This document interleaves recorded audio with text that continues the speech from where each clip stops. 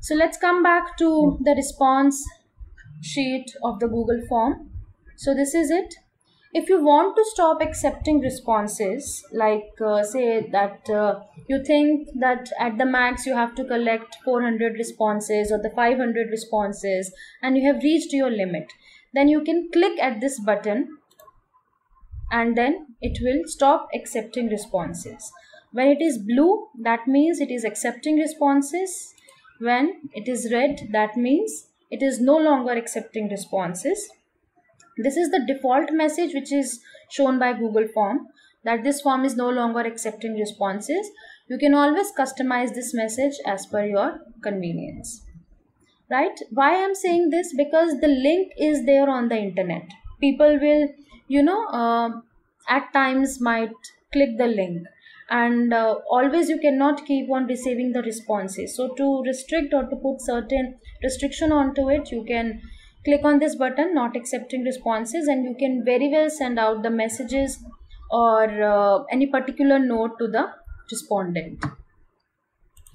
Now, if you want some notification, like if you want that for every response that you should get an email notification, then you click on this, get email notification for new responses. Right, when you click on this, it is now checked, so you will receive an email every time a new response is received. Right, but this is in this times of internet and everything, this is a very cumbersome process, so I'll suggest you to not to click on this.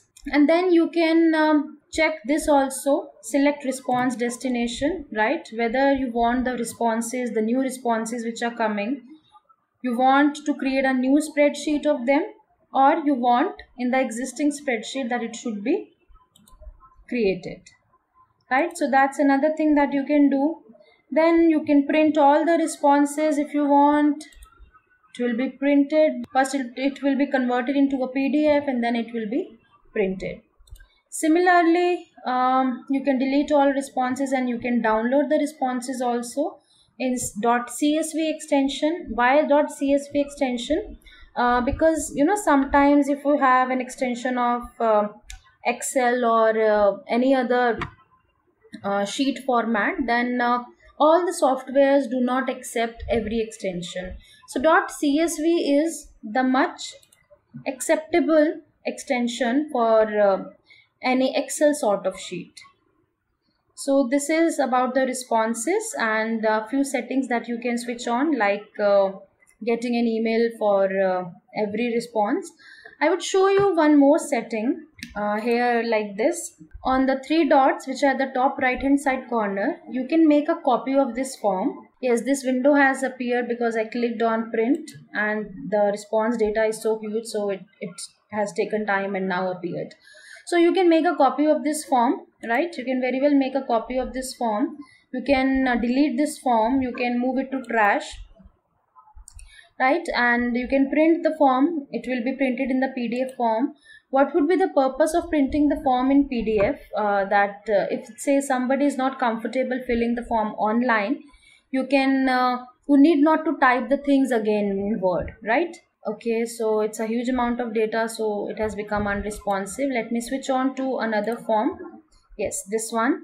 So the print gives you an option, right? So as if the people is not comfortable, are not comfortable filling the form online, you can give them the printed copy of this form and they can fill it offline. As you can see, this is the feedback form and this is the PDF copy of this form, and they can fill it offline.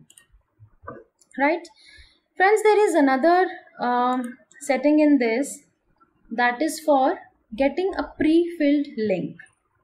Well, this is not much use option, but what is the benefit of this option?